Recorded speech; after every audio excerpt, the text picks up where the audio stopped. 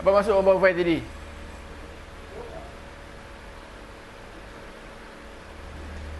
Apa maksud overfire tadi? Udah. Ha? Lain kali jangan gelak kat orang. Kalau diri kita pun gelak tu macam gelak Pak Abu tu sampai tengah-tengah muka. Okey? Dia sama. Turbo direction. Turbo discharge sama aja maksud dia. Turbo direction. Okey. Intelligent injection apa? Intelligent green technology. Okey, dia sama IGT tapi dia bukan 1.5 TD. TD itu okay, ni saya tanyalah. Okey. Okey, so dia sama aja 4 silinder. 4 silinder inline. Okey, dia ada 4 dapur, 4 piston dalam satu blok. Okey, dia ada 16 valve. Benda ni basic kita kena tahu. Okey, tengok dia punya fuel consumption dia. Saya nak tekankan kat sini dia punya fuel consumption dia. Standard executive dia guna apa nama transmission apa? Anis. Dia guna gearbox apa?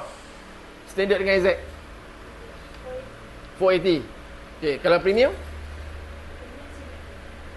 dia pakai CVT.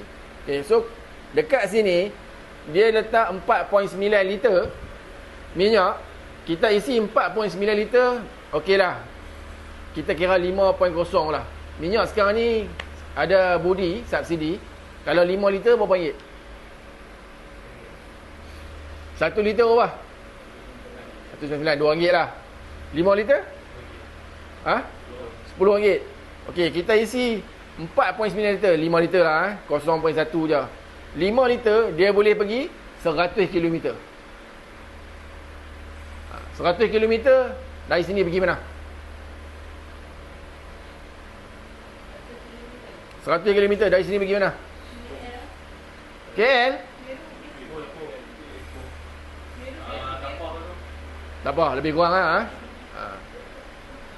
Ipoh baru lebih kurang 68, 70. So kita boleh pergi sehala. Kita isi RM10, dari sini boleh pergi tak apa, lebih kurang 100 km. Jimat atau jimat? Kereta hang boleh nak? Hamia Arza? Tak boleh.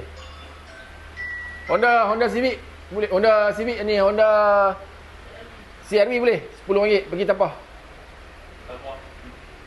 Tak sampai kena tolak lah. Tapi Saga ni boleh. Okey. Satu lagi X50.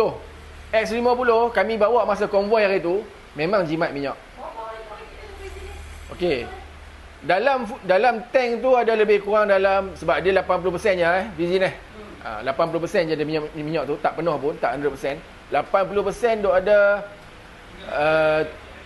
70 80 ringgit lah.